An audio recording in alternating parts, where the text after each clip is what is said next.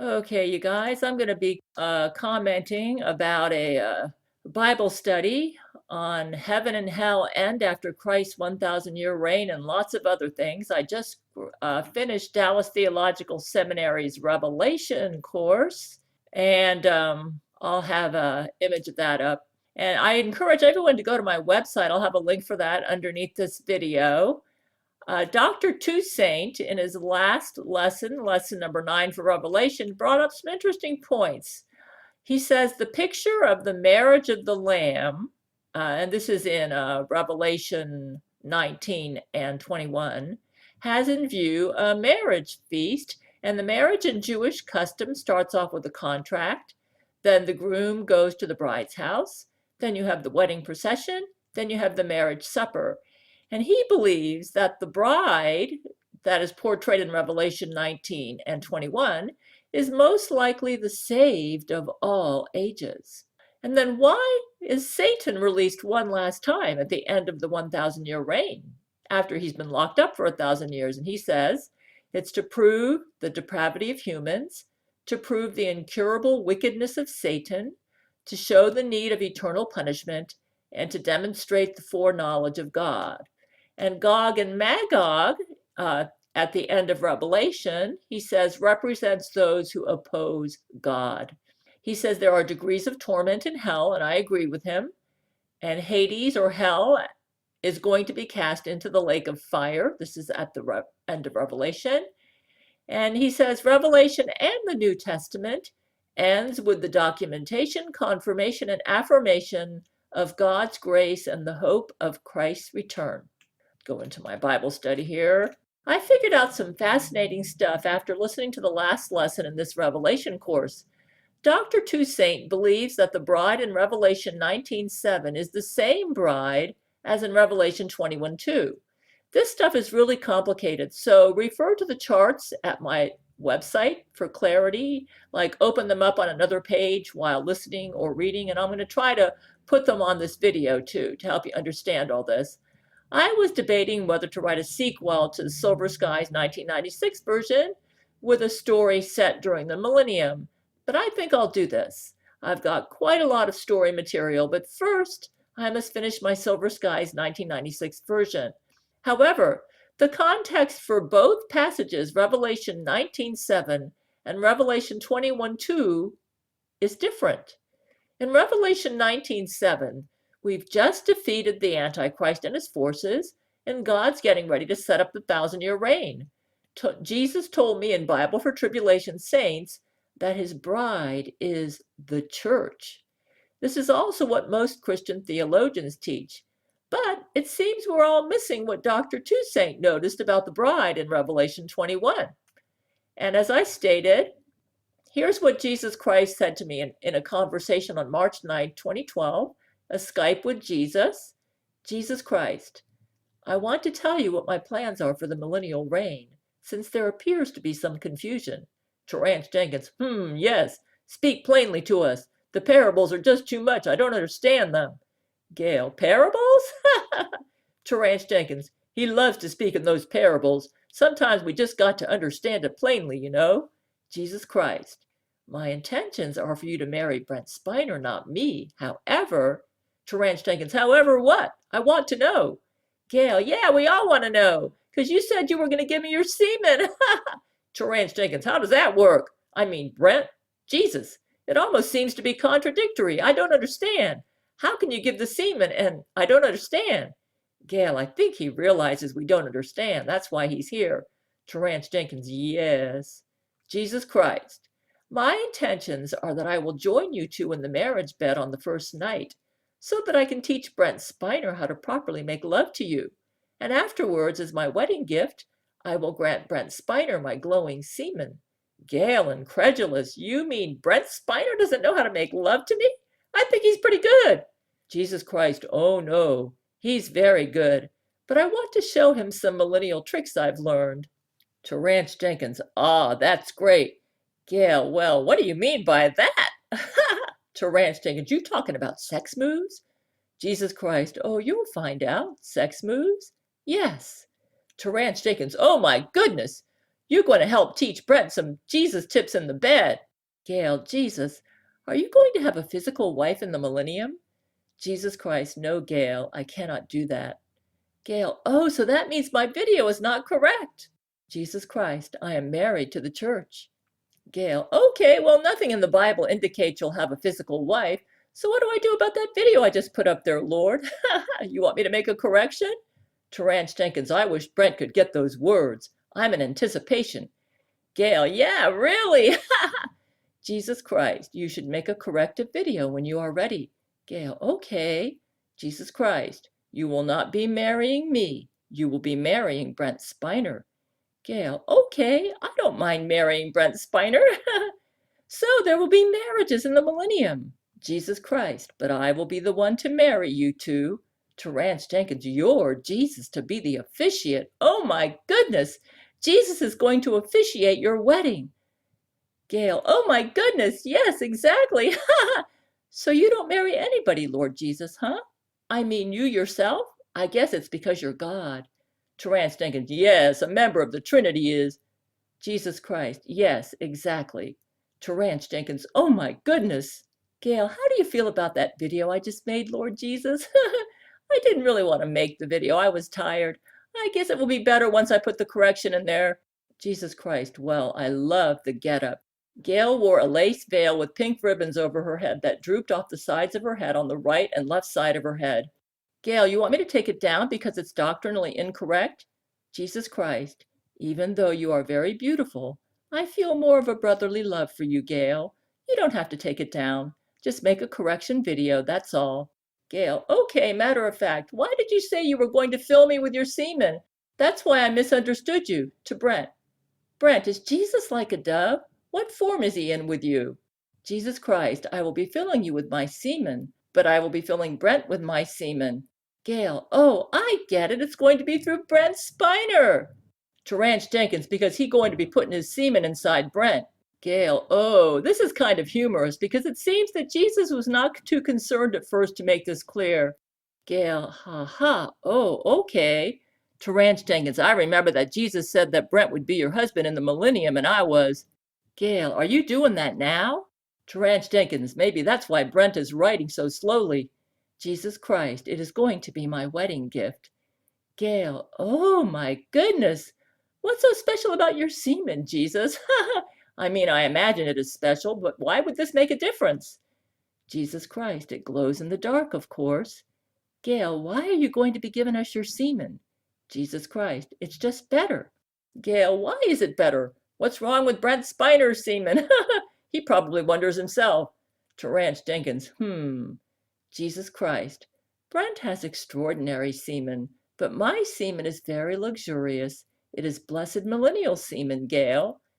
Gail, why do you call it millennial semen? Is it because, yeah, why do you call it millennial semen? Terrance Jenkins, maybe that's because that's going to be the wedding gift for the millennial reign. Gail, oh, Lord, why do you take such an interest in my relationship with Brent Spiner? Jesus Christ, because you were made for each other. Gail, ah, Jesus Christ, Brent Spiner is your soulmate. Gail, yeah, he sure is. Jesus Christ, I would never want to get in between you two. Gail, ah, yeah, I've noticed that. You know, whenever I say anything about him, but aren't you Jesus, number one on the marriage list? Two are men. Maybe you ought to take him, Jesus, off. Jesus Christ, it is both of you that will destroy the Jesuit order together. Gail, oh, yeah, they're your enemies. Okay, since you're number one on the marriage list, I guess I should just take that as me being part of the church, and you're my husband in terms of the fact that I'm part of the church, and I'm your bride as being part of the church. Is that how you want me to take it? Jesus Christ, yes, that is the correct interpretation. Gail, okay, that's fine. Terrance Jenkins, I understand Jesus is a handsome fellow. Gail, oh yeah, what does he look like? Does he look like King David, like in that movie King David? Jesus Christ, I want you to be with your intended, Brent Spiner. Gail, King David seemed to tell me that that movie that they made about him, that the actor Nathaniel Parker who portrays him, looks a lot like how David really looked like. I'm just curious what David looked like because he's my great, great, great, great, great grandfather. Jesus Christ, I resembled David quite a bit. Gail, oh, wow, but nobody really has a picture of David. Do you look kind of like the David in that movie that I have of him? You know which movie I have of him, Lord. Gail is referring to David starring Nathaniel Parker as David. Gail, King David contacted me right after I saw that movie, and he told me that that movie was quite accurate about the way he, David, is as a soul, and that he even looked like that actor who portrayed him. Is that correct? You know which movie I'm talking about. Jesus Christ, I'm afraid I'm rather ordinary looking. Gail, yeah, but you're not ordinary inside, that's for sure. Terence Jenkins, that's true. I think the Bible even said that he wasn't even a head taller than the people. Gail, what does he look like? Does he look Jewish? Terence Jenkins, yes, he's very Jewish looking. Gail, well, he is Jewish. Terence Jenkins, well, of course he is. Gail, dark hair and dark eyes? Terence Jenkins, yes, and he has the nose. Jesus Christ, Jewish, dark eyes, dark hair, average in height. Gail, yup, Jewish, from David. Terence Jenkins, I mean, I should know this. Jesus Christ, I've got this Jewish nose. Okay, let's get back now to our Bible study from the traditional Bible. I just read you from Bible Part 2, Bible for Tribulation Saints. Okay, so Dr. Toussaint says that the bride in Revelation 19 and 21 is the redeemed of all ages. Let's fine-tune this a little more. This is fascinating because it shows that both God the Father and Jesus' obsession is their brides. I contend that Jesus' bride for now is the church. So who does God the Father marry? Or does God the Father not care about marriage? No way. It's obvious from a reading of Old Testament passages that God the Father considered Israel, the Jewish nation, his wife, but an unfaithful wife, so he divorced her. However, God the Father is going to remarry her later. So back to Revelation 19:7. Let us be glad and rejoice and honor him, for the time has come for the wedding feast of the Lamb, and his bride has prepared herself. Okay, the wedding procession has already taken place in heaven, and we are now at the stage of the wedding feast on earth, at the very end of the 75-day interval between the tribulation and the millennium. Most of Christ's wedding to his bride, the church, takes place in heaven, but the marriage supper or feast stage takes place on earth after the Antichrist has been defeated and Christ has set up his millennial reign. In fact, the marriage supper lasts for the entire 1,000-year reign. The 1,000-year reign is Christ's honeymoon. As you can tell, this marriage is a super big deal to Jesus. So Dr. Toussaint can't be right here saying that the bride is the redeemed of all ages in Revelation 19. This is just the church here as the Lamb or Christ's bride in Revelation 19:7 and nobody else. However, before the wedding feast, which takes place on earth, the Old Testament and tribulation saints are resurrected. So are they part of the bride at the earthly wedding feast? And remember, in a Jewish marriage, you have the contract, then the groom goes to the bride's house, then you have the wedding procession, then you have the marriage supper or feast. Now, I wouldn't start a new church over this, but it seems to me that the Old Testament and tribulation saints in their resurrection bodies, that is, those who died and were resurrected, will be the bridesmaids at Christ's wedding feast, along with 144,000 in their enhanced mortal bodies and the saved Jewish nation in their enhanced mortal bodies. This is based on Matthew 25's parable of the virgins, which describes the 144 as virgins waiting for the marriage supper. I believe the 144,000 and the saved Jews go into the millennium in their mortal bodies, though these mortal bodies will be better than the mortal bodies that we have now. The 144,000 never die in the tribulation because they're protected by God's seal. See Revelation 7:3. So, the Old Testament saints who died and the tribulation saints who died go into the millennium in their resurrection bodies, just like the church saints do. Okay, so when Christ marries his bride, the church, and this happens during the tribulation period up in heaven, the Old Testament resurrected saints, The tribulation resurrected saints will be at the marriage feast, which happens later on earth, as bridesmaids, just like the mortal 144,000 and the mortal saved Jewish nation will also be bridesmaids. Remember, resurrection bodies are immortal. They are bodies just like the body that Jesus has right now. Resurrection bodies are like the angels in heaven and do not reproduce. These bridesmaids, mortal and immortal, throughout the 1,000-year reign will be engaged to marry God the Father and Jesus throughout the 1,000-year reign. Another reason these have to be mortal Jews that come from the tribulation alive who enter the millennium is because of God's promise to Abraham that his descendants would be like the stars in number. Genesis 26:4. I will cause your descendants to become as numerous as the stars, and I will give them all these lands. This was an unconditional promise, which meant God would keep his word regardless of what the Jews did. Well, at the end of the tribulation, only thousands of mortal Jews will be left alive, and only mortals can reproduce. So you see, the Jews from the tribulation that go into the millennium alive have to be mortals to reproduce and fulfill Genesis 26:4. Genesis 26:4 will be fulfilled during the 1,000-year reign. And no, God is not going to transform the Jews into the Christian church. You can't believe that if you interpret the Bible literally, which is the only correct way to interpret the Bible. Because death will be rare during the millennium, and there will be painless childbirth then, the human race will populate the earth very fast, enabling Genesis 26:4 to be fulfilled. The millennium will be like the Garden of Eden before mankind sinned. Though the mortal millennial Jewish nation will receive immortality when they get their rewards at the Great White Throne Judgment after the millennium, then they remarry God the Father and join the church as the bride of Jesus Christ and God the Father. I will allege that it's possible that the millennial mortals in the Jewish nation might remain mortal forever. If that's the case, then they will have enhanced mortal bodies that are almost like immortal bodies. But how do you explain the fact that they become the bride of Christ and God in Revelation 21, unless God allows enhanced mortals to become part of his bride and to live in the New Jerusalem?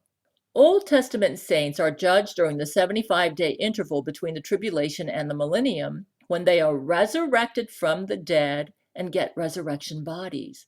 So King David during the 1,000-year reign will be in a resurrection body because he would have been resurrected during that interval.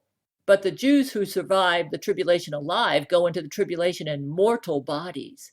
But the living Jewish remnant that accepts their Messiah at the end of the tribulation are judged at the great white throne after the 1,000-year reign when they get their resurrection bodies.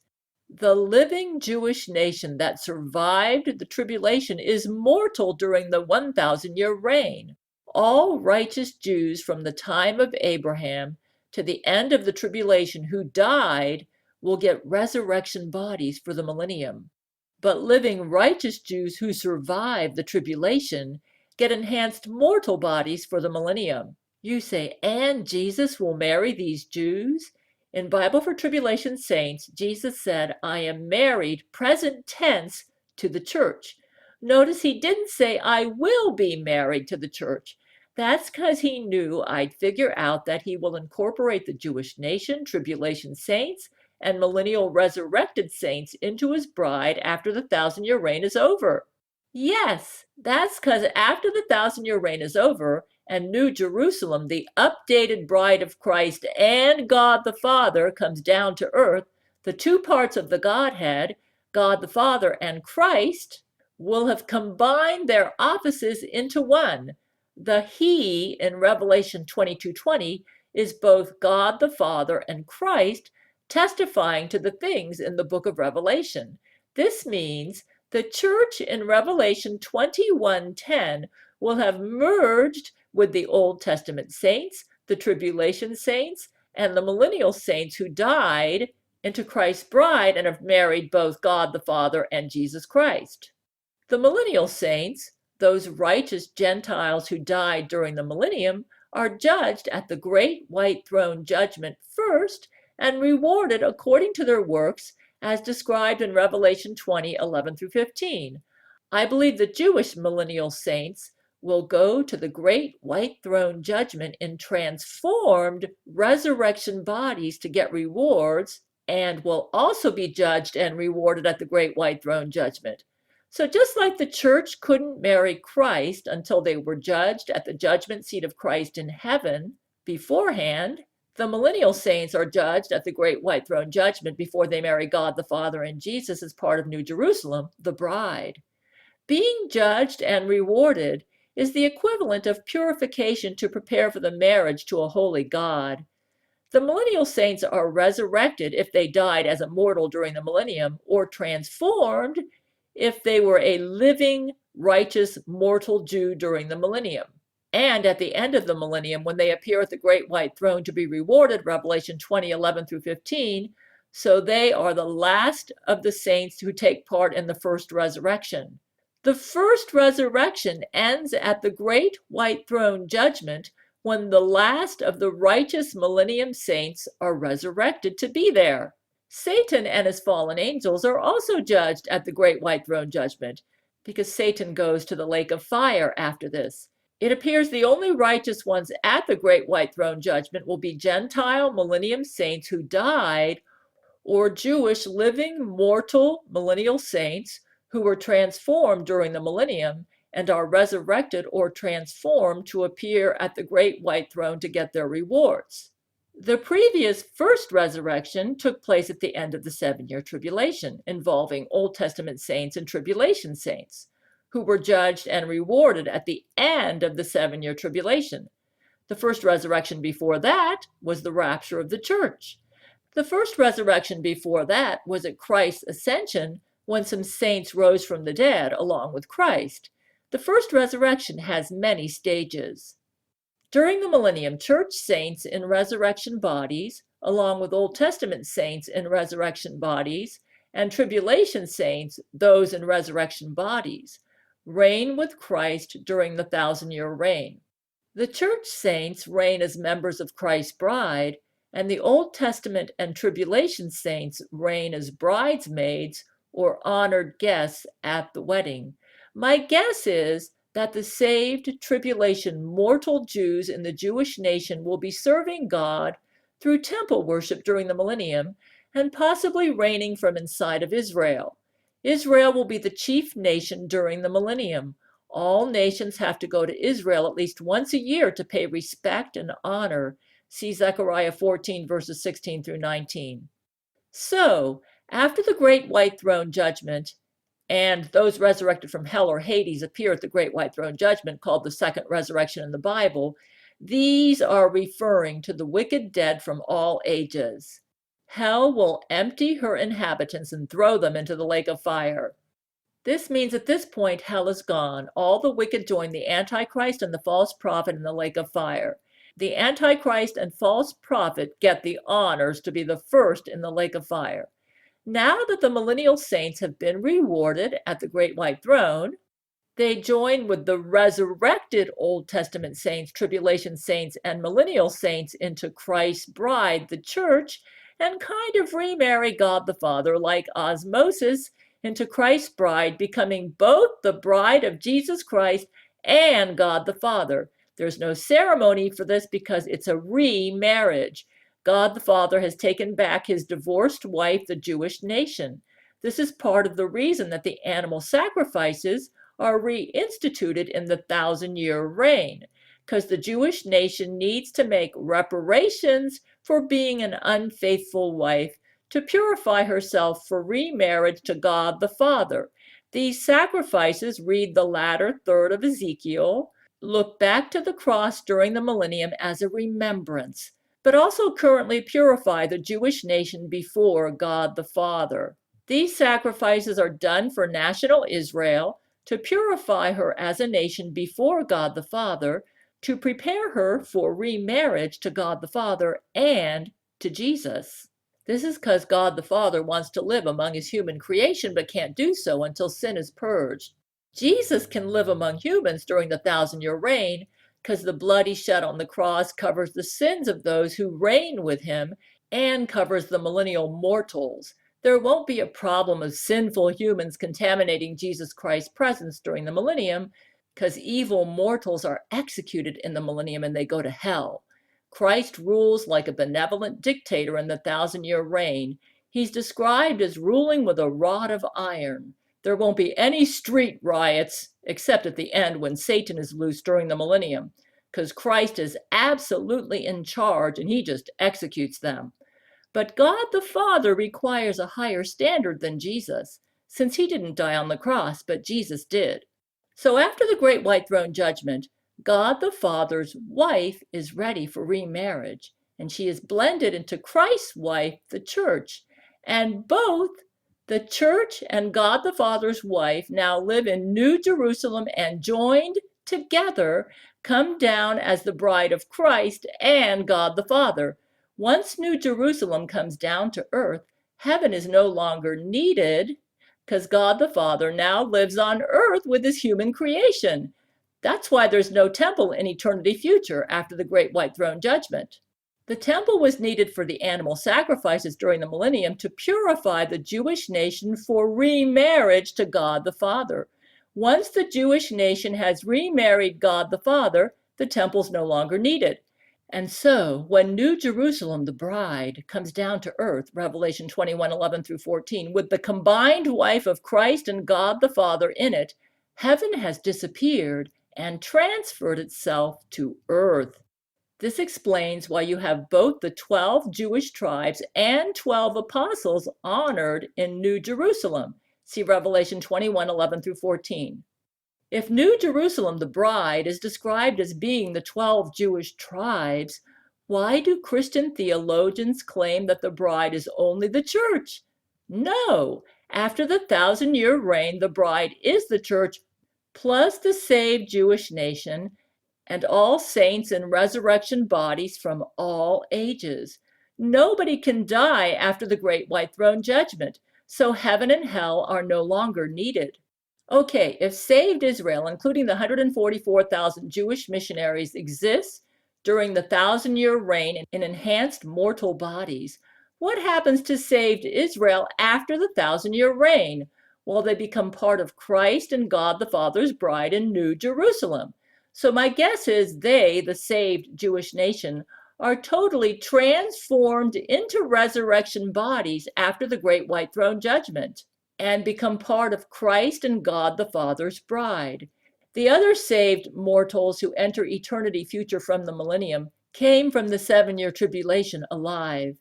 These were saved tribulation mortal Gentiles who entered the millennium in mortal bodies and would go into eternity future in enhanced mortal bodies incapable of sin or death, but who need to eat of the tree of life to stay in this enhanced perfect condition. So what happens to the millennium mortals who never died during the millennium? Well, they are all righteous, because the unrighteous millennium mortals would have been executed.